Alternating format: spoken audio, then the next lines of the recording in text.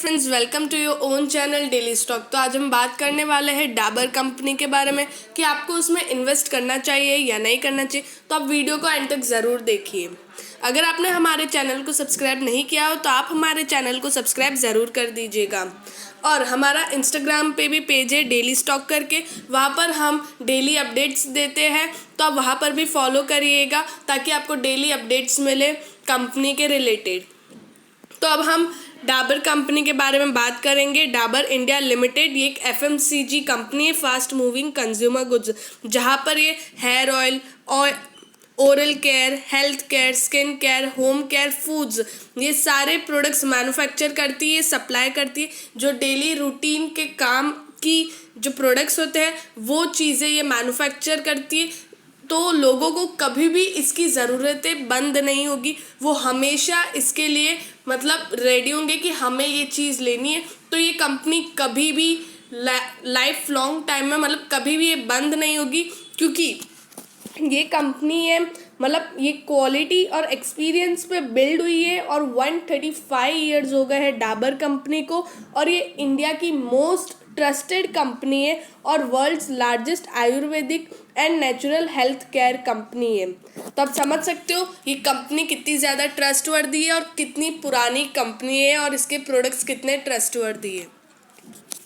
तो हम फंडामेंटली देखेंगे इसका मार्केट कैपिटलाइजेशन 90,412.39 करोड़ इसका मार्केट कैपिटलाइजेशन है। ये एक लार्ज कैप कंपनी है। इसका मार्केट लॉट है 1। इसका बुक वैल्यू है 13.61। इसका प्राइस, इसका पी रेशो है 63.53 और इसका इंडस्ट्री पी है 68.25। ये अपने इंडस्ट्री पी से बहुत ज़्यादा पास में है। और अभी इसका प्राइस बहुत ज़्यादा ये अपने हाई प्राइस से बहुत ज़्यादा पास में भी है। तो आप अभी इसमें इन्वेस्ट नहीं कर सकते हो। और इसके जो आगे के फैक्टर्स है वो मैं आपको आगे बताऊंगी। डिविडेंड यील्ड है इसका 0.59%। बुक वैल्यू इसका 37.58। इसका अभी बहुत महंगा है। अब इसके बुक वैल्यू से देख सकते हो, इसका बुक वैल्यू 13.61 और बुक में जो इसकी प्राइस है 37.58 है। तो अभी महंगा है। और EPS earning per share 8.05, face value इसका 1, डिविडेंड परसेंटेज में अगर देखें तो 300%, और पुट कॉल रेशियो है इसका 55.01 और डिलीवरेबल चार्ज इसका 28.17%। अब हम इसका फाइनेंशियल ट्रेंड देख लेंगे, जहाँ पर ये सिर्फ ऊपर से आपको बता रहा है। 2017 में इसका रेवेन्यू और प्रॉफिट था 7.91 थाउजेंड करोड़, और अभी इसका रेवेन्यू 2020 में 8.98 थाउजेंड करोड़। इंक्रीमेंट आप देख ही रहे हो, हर साल इंक्रीज हो रहा है। लेकिन जो प्रॉफिट है वो आप देख सकते हो, 2017 में 1.27 थाउजेंड करोड़ था और 2020 में 1.44 थाउजेंड करोड़, और 2019 में भी उतना ही था। आप रेवेन्यू देख सकते हो, रेवेन्यू इंक्रीज हुआ है लेकिन प्रॉफिट इंक्रीज नहीं हुआ है, क्योंकि हो सकता है इनका ये साल में एक्सपेंडिचर इंक्रीज हो गया, टैक्स इंक्रीज हो गया, इंटरेस्ट इंक्रीज हो गया, इन्फ्लेशन इंक्रीज हुआ है, तो उस वजह से इनका प्रॉफिट इंक्रीज नहीं हुआ है लेकिन इनका रेवेन्यू इंक्रीज हुआ है। इट मीन्स सप्लाई इनका इंक्रीज हुआ है। ऐसा नहीं है कि लोगों को कम ट्रस्ट होने लग गया, लोग अब इसके प्रोडक्ट्स खरीद नहीं रहे, इसके कॉम्पिटिटर्स आ गए तो लोग दूसरे प्रोडक्ट्स खरीद रहे। नहीं, लोग इसके प्रोडक्ट्स भी खरीद रहे हैं, लेकिन इन्फ्लेशन, टैक्स, इंटरेस्ट, उस वजह से इसके प्रॉफिट में इंक्रीमेंट नहीं आया है। अब हम प्रमोटर होल्डिंग देख लेंगे। प्रमोटर होल्डिंग आप देख सकते हो 67.86%, जो बहुत ज़्यादा अच्छी है। प्रमोटर्स को बहुत ज़्यादा ट्रस्ट है अपनी खुद की कंपनी पे। म्यूचुअल फंड होल्डिंग है 2.90%, DIIs है 6.89% और फॉरेन इंस्टीट्यूशनल होल्डिंग्स है 18.07%, जो बहुत ज़्यादा अच्छी बात है। Other party 7.15%। इट मीन्स सिर्फ 7% जो है वो सिर्फ छोटे मोटे इन्वेस्टर्स के पास है। अगर हम देखें तो 92% होल्डिंग है वो बड़े इन्वेस्टर्स के पास है। तो कंपनी शो करती है कि कंपनी में ग्रोथ है और कंपनी पे ट्रस्ट है और कंपनी इजीली और आगे जाएगी और आपको अच्छा रिटर्न कमा के देगी। अब हम top line bottom line it means total income और नेट प्रॉफिट देख लेंगे। टोटल इनकम इसका है 8,989 करोड़ का इसका टोटल इनकम है। इंक्रीमेंट ही हुआ है 2019 में 8,811 करोड़ था और मार्च 2018 में 8,027 करोड़ इंक्रीमेंट हुआ है। इसके ऑपरेशंस जो सेल्स है, इसका सेल्स भी आप देख सकते हो, वहाँ पर भी इंक्रीमेंट हुआ है और अदर इनकम में भी इंक्रीमेंट हुआ है। कुछ कंपनीज में सिर्फ अदर इनकम में इंक्रीमेंट होता है, सेल्स में इंक्रीमेंट नहीं होता। मतलब मेन जो इनकी इनकम है वो तो सेल्स के थ्रू आती है, मतलब उनके ऑपरेशंस के थ्रू क्या सेल कर रहा है, क्या मैन्युफैक्चर कर रहा है। तो अगर वो चीज़ इंक्रीज हो रही है मतलब कंपनी चल रही है, उसके प्रोडक्ट्स चल रहे हैं मार्केट में, ये बात होती है। तो टोटल इनकम इनका इंक्रीज हुआ है और expenditure, interest, earning before interest, tax, ये सब देख लीजिए तो ये भी इंक्रीज हुआ है। ठीक है, तो उस वजह से जो कंपनी का जो नेट प्रॉफिट है वो इतना ज़्यादा इंक्रीज हुआ है। जैसे 2019 में आप देख सकते हो 1,445 करोड़ का इनका नेट प्रॉफिट था और अब आप देख सकते हो 1,447 करोड़ का इनका नेट प्रॉफिट है। कुछ ज़्यादा इंक्रीमेंट बिल्कुल भी नहीं है। अब हम ईपीएस देख लेंगे, अर्निंग पर शेयर। तो आप देख सकते हैं अर्निंग पर शेयर इंक्रीज हुआ है, थोड़ा सा इंक्रीज हुआ है लेकिन इंक्रीज हुआ है। 8.17 रुपीज़ था 2019 में और अभी 8.18 रुपीज़ है, तो अच्छी बात है।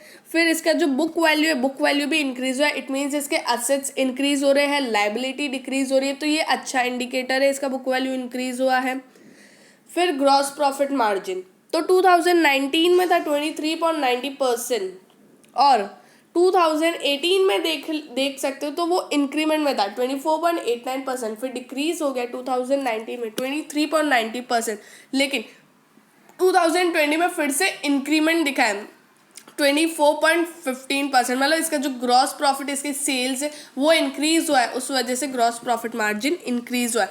ऑपरेटिंग मार्जिन अगर आप देखो तो थोड़ा सा डिक्रीमेंट है, एकदम थोड़ा सा, क्योंकि 2019 में था 21.83% और 2020 में 21.67%। अब ये थोड़ा सा क्यों डिक्रीमेंट है, क्योंकि जो इसके कॉम्पिटिटर्स है वो भी इसके जितने मतलब इसके लेवल पे है, मतलब जैसे HUL है, गोदरेज है, तो ये सारी कंपनीज है ना, ये भी मार्केट में आ गए और उनके प्रोडक्ट्स भी उतने ही सेल होने लग गए। उस वजह से थोड़ा सा इनके जो ऑपरेशंस है उसमें आप डिक्रीमेंट देख सकते हो।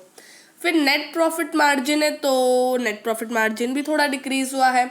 2019 में था, मतलब डिक्रीमेंट ही है, 2018 में 17.57%, फिर 16.97% और अब 16.67%। तो इसका जो नेट प्रॉफिट मार्जिन है, मतलब जो नेट प्रॉफिट हमने देखा था, तो थोड़ा सा डिक्रीमेंट है अगर हम रेशोज़ में देखें, परसेंटेज में देखें। बाकी अगर हम नॉर्मल नंबर्स में देखें तो थोड़ा सा इंक्रीमेंट था, लेकिन अगर हम एवरेज निकाल के रेशो परसेंटेज में देखें तो थोड़ा सा डिक्रीमेंट है।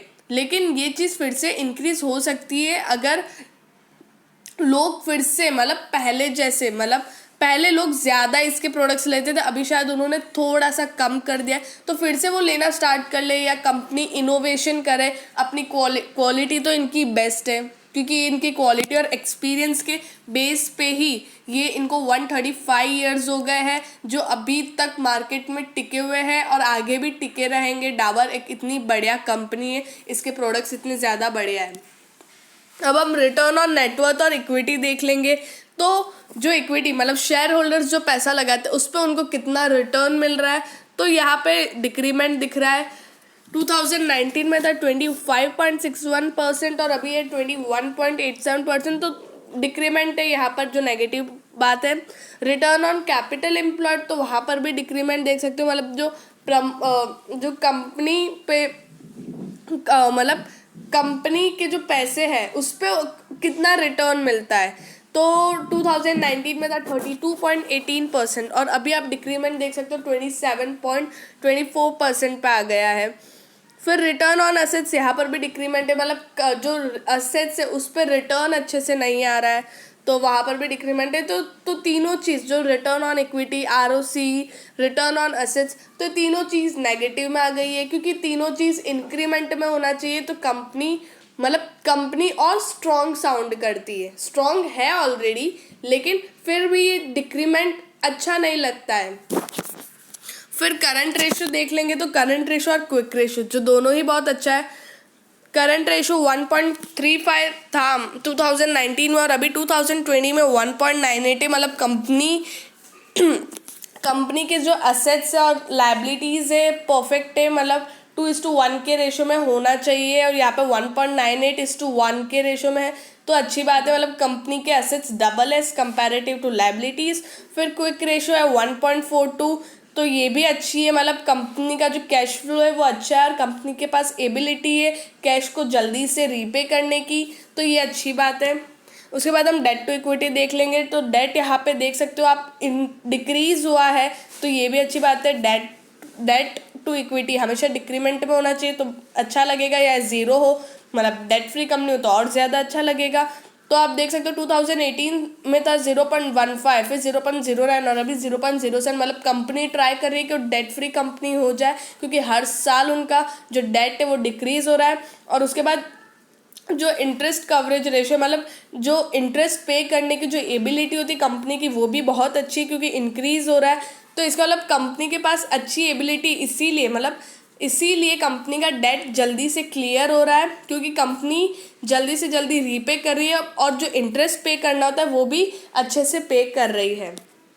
उसके बाद हम CAGR जो ग्रोथ है कंपनी का सेल्स का 3 साल का अगर एवरेज निकाले तो वो भी इंक्रीमेंट है। जैसे कि 2018 में माइनस में था मतलब, और 2019 में अगर आप देखो तो इंक्रीमेंट आप देख सकते हो डायरेक्ट 3.06% पे, और अभी भी इंक्रीमेंट है 4.49% जो बहुत ज़्यादा अच्छी बात है। और अगर हम नेट प्रॉफिट का देखें तो नेट प्रॉफिट भी इंक्रीमेंट में है, नहीं नेट प्रॉफिट डिक्रीज में है क्योंकि अभी इतना इंक्रीज नहीं हुआ है पहले जितना ही है, उस वजह से यहाँ पे नेट प्रॉफिट का अगर हम कम ग्रोथ रेट निकालें तो ये डिक्रीमेंट में आ गया। 4.85% था और 2020 में अगर आप देखो तो 4.19% है। लेकिन ये कंपनी अच्छा काम भी कर सकती है और पहले जितना फेमस था उतना ही फेमस हो सकती है। लेकिन एग्जैक्टली क्या बात है इधर कि जो कॉम्पिटिटर्स है ना वो बहुत ज़्यादा आ गए हैं। मतलब कोई कोई कभी होता है पहले इसके प्रोडक्ट्स अच्छा चलते थे, ठीक है, लेकिन अब उसके कॉम्पिटिटर आ गए तो लोगों को होता है कि वो नई चीज़ ट्राई करे, और अगर नई चीज़ का लोगों को टेस्ट अगर बैठ जाए तो फिर लोग फिर स्विच कर लेते हैं अपने प्रोडक्ट्स को, नहीं चलो अब वही कंपनी के पास जाना है उसी के प्रोडक्ट्स यूज़ करने हैं। तो सेम चीज़ डाबर में भी हुई है। मतलब लोगों ने स्विच कर लिया अपने प्रोडक्ट्स, लेकिन अगर ये इनोवेशन करती है और अपने जैसे अब अभी च्यवनप्राश है तो च्यवनप्राश में भी नई नई चीज़ों से मतलब अपने क्वालिटी को और ज़्यादा अच्छा करती है, या फिर जैसे जैसे लोगों को टेस्ट चाहिए अगर ये वैसा टेस्ट अगर देना स्टार्ट करे या नया कुछ करे तो फिर लोग फिर से अपने प्रोडक्ट्स को स्विच कर सकते हैं, फिर से डाबर कंपनी को ले सकते हैं। तो उस वजह और उस चीज़ से इनका सेल्स भी इंक्रीज हो जाएगा। तो ये सारी चीज़ें अगर कंपनी ने स्टार्ट किया, नए नए प्रोजेक्ट्स अगर उन्होंने नए नए प्रोजेक्ट्स लेना स्टार्ट किए तो फिर से उनका सेल्स इंक्रीज हो जाएगा। तो ऐसी कोई रिस्क वाली बात नहीं है क्योंकि कंपनी बहुत ज़्यादा पुरानी है और ट्रस्टवर्दी है। अब जो मैन्युफैक्चरिंग प्रेजेंस है इनका मतलब 9 कंट्रीज़ में ये मैन्युफैक्चर करते हैं प्रोडक्ट्स को, और प्रोडक्ट्स सोल्ड कितनी कम कंट्रीज़ में करते हैं 100+ कंट्रीज़ है जहाँ पर इनके प्रोडक्ट्स सोल्ड होते हैं, तो बहुत ज़्यादा अच्छी बात है।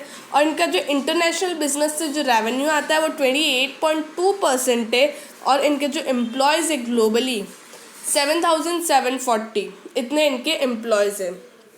फिर जो इनका परफॉर्मेंस है फाइनेंशियल ईयर 2019-20 का, तो इनका जो ऑपरेशन से जो रेवेन्यू आया है वो 8,704 करोड़ का इनका रेवेन्यू है, और जो अर्निंग पर शेयर है 8.18 रुपीज़ पर शेयर जो इतना कमाते हैं, और नेट प्रॉफिट है 1,445 करोड़ का इनका नेट प्रॉफिट है, और ऑपरेटिंग मार्जिन है 20.6%। अब हम देखेंगे कि इंडिया में ये एग्जैक्टली क्या क्या सेल करते हैं, क्या क्या प्रोडक्ट्स सेल करते हैं। तो आप देख सकते हैं यहाँ पे पैकेज्ड फ्रूट जूस होते हैं, ठीक है, उसके बाद chyawanprash, Honey, facial bleach, air fresheners, mosquito repellent creams, ठीक है।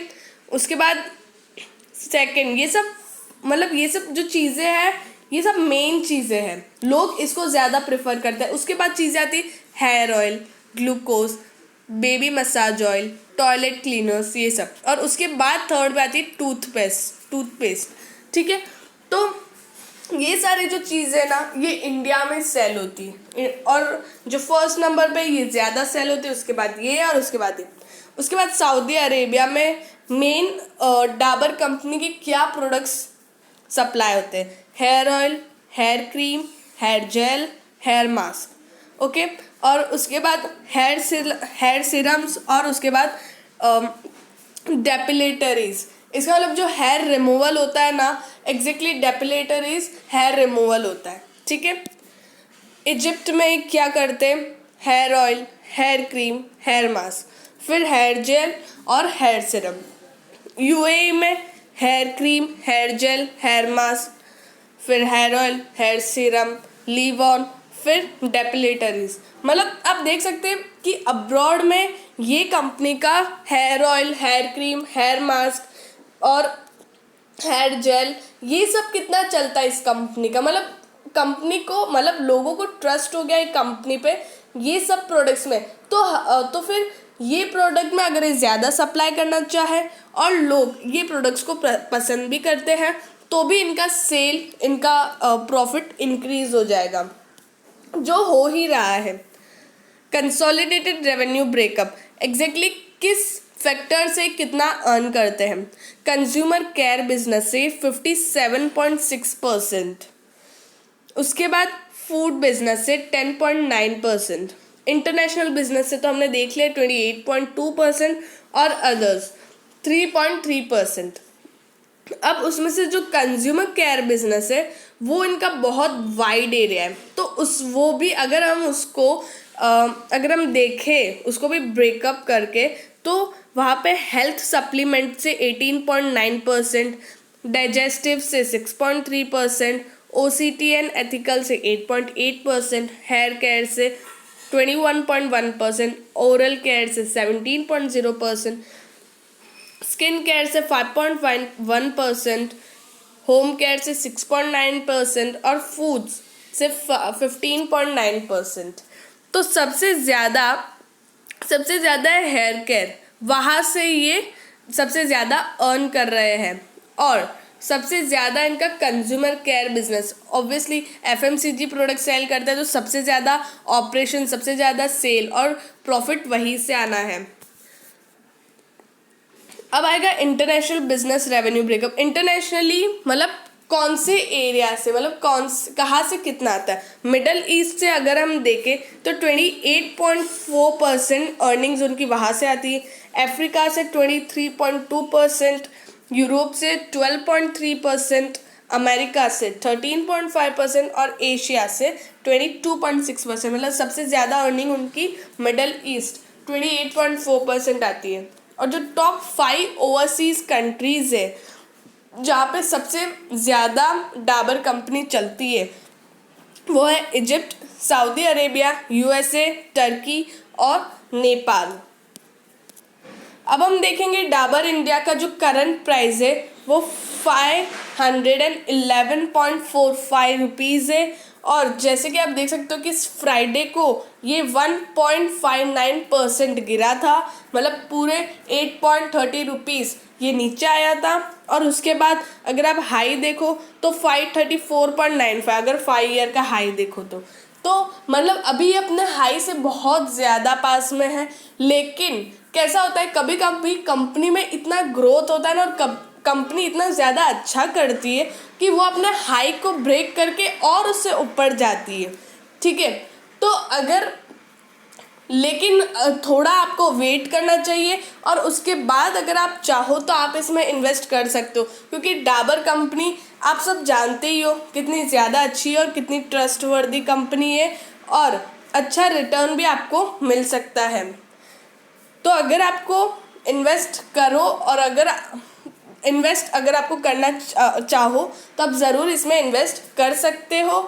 पर अगर आपको ज़्यादा रिटर्न चाहिए तो फिर आपको ये कंपनी में इन्वेस्ट नहीं करना चाहिए, क्योंकि अभी अपना हाई के बहुत ज़्यादा पास में है। और लेकिन अगर एक बार अपना हाई तोड़े तो उसके बाद ये बहुत ऊपर जाने वाली है ये कंपनी। अगर आपको वीडियो अच्छी लगी तो प्लीज़ लाइक एंड शेयर।